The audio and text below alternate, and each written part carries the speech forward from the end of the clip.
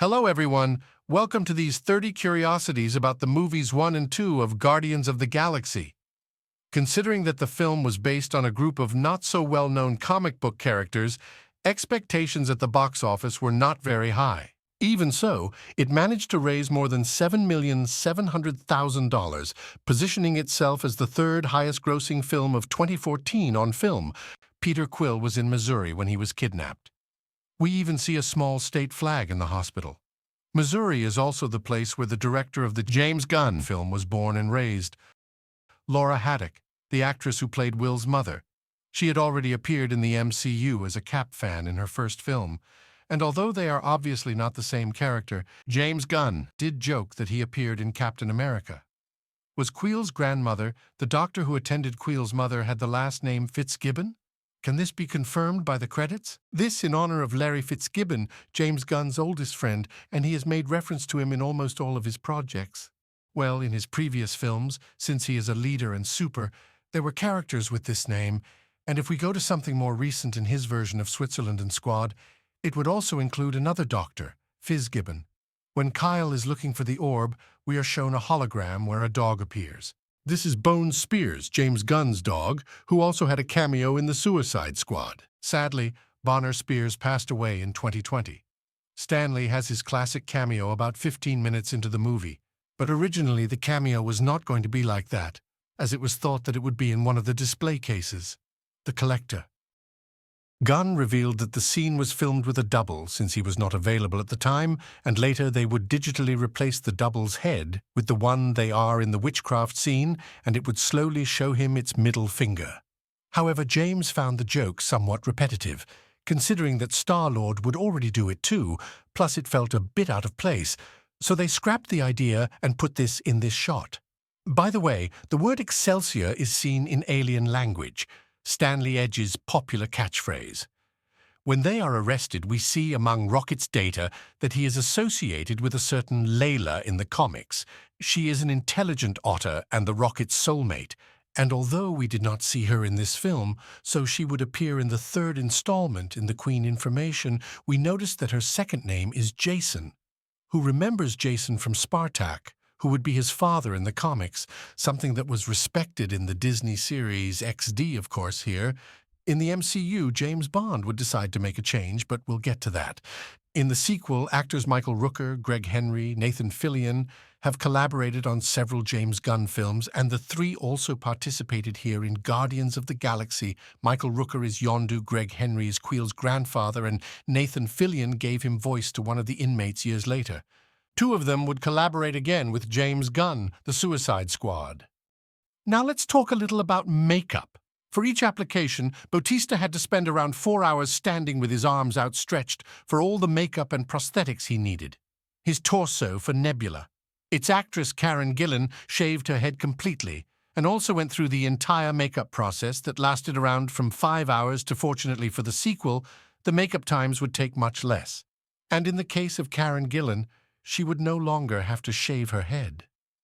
Vin Diesel voiced the Groove character, and although we might think he had the easiest job, considering he only said 3 words, he also had a certain challenge, and that is that he had to record the phrase in different ways, whether in tone, volume, or even in feeling, depending on what the scene requires, in addition to the fact that he also recorded these lines in several different languages.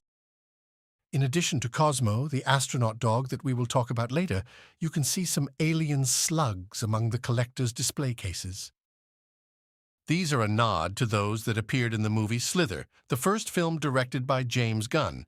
At the end, in the credits, there is a text that says, "No raccoons or tree creatures were harmed during the making of this film." Of course, a little joke about the fact that so much Rocket and Groot were made entirely by computer. Of course, there was always someone in a special suit carrying landmarks so that the actors and the film crew had an idea of where these characters would be. And while Bradley Cooper was the one who voiced Rocket, who was actually on set doing some of the reference moves, it was Sean Gunn, the younger brother of James Gunn, and who also played Kraglin. Originally, Gunn had thought that in the end, when Quill gave the orb to Yondu, he was going to have a bomb inside, and when he got on the ship, it would explode, killing Yondu. Of course, he later decided that Peter would only give him a troll, being able to return to Yondu in the sequel, where he would still end up dying, but at least now he would do it in a safe way, much more dignified way. The scene in which we first saw Wanda and Pietro was originally the post-credits scene of Guardians of the Galaxy, but this scene ended up being left at the end of Winter Soldier, so they quickly had to think of something for the post-credits of this one film, and it was there when they came up with this scene of Howard the Duck, a Marvel character that had already had a horrible adaptation in '86. James Gunn confessed that he is a big fan of the character, but he hates that movie, so this was his way of incorporating it into Light M, also appearing in its sequel, and was even included among the characters in the final battle in Ongan. The second part was released 3 years ago later and managed to raise a little more than its predecessor. We are talking about $860 million. Although there were several box office successes, that year it ranked 8th among the films of 2017. In the opening scene set in the 80s, when we see Ego with Quill's mother, we notice that the car has the license plate PZN 569. James Bond revealed in the audio commentary that this is the same license plate he had on the car he drove when he was in high school. On the other hand, the car is painted blue, greenish, and orange, the same colors that Queen's ship would have. That whole scene of Baby Groot dancing was choreographed by James Gunn himself, as he recorded himself dancing, and the animators created group movements based on that. He also said that when he started working on the sequel, he intended for Groot to return to its full size like in the first film, but then he felt that it would be somewhat repetitive, so he decided to keep the Baby Groot just as a marketing strategy to sell toys. But I felt it was a natural part of the story to see this new dynamic, where now the team would have to take care of Groot. I'm Groot. That's not the button that would kill us when they have her detained. Nebula wants to eat a glade root, and they always tell her the same thing: it is not ripe. Later, when she finally manages to free herself from death and discovers that she really wasn't ripe. Of course, in real life that it was somewhat tasty, because the props made some edible accessories, so the Nebula biting root was actually made from vegan white chocolate. It's not ripe. Not liking the character of Jason very much, James Gunn proposed the idea of Ego, the living planet, being Quill's father. Marvel told him he didn't have the film rights to the character, since at that time they belonged to 20th Century Fox, so they made a deal. Fox would allow him.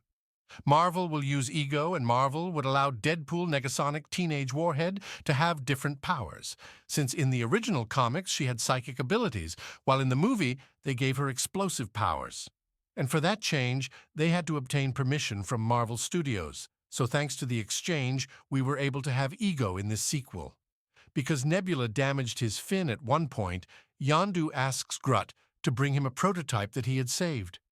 This large version resembles more like his comic book counterpart, who had a very Mohican style, so he wanted to please comic book fans and at the same time took advantage of making a great show.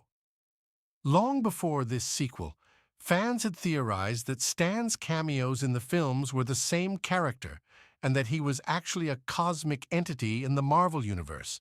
And with the cameo in this sequel, he played a little with that theory, because here, while his character is speaking to the vigilantes, he once comments that he worked at Federal Express as a nod to his cameo in Civil War, which premiered 1 year earlier at this time.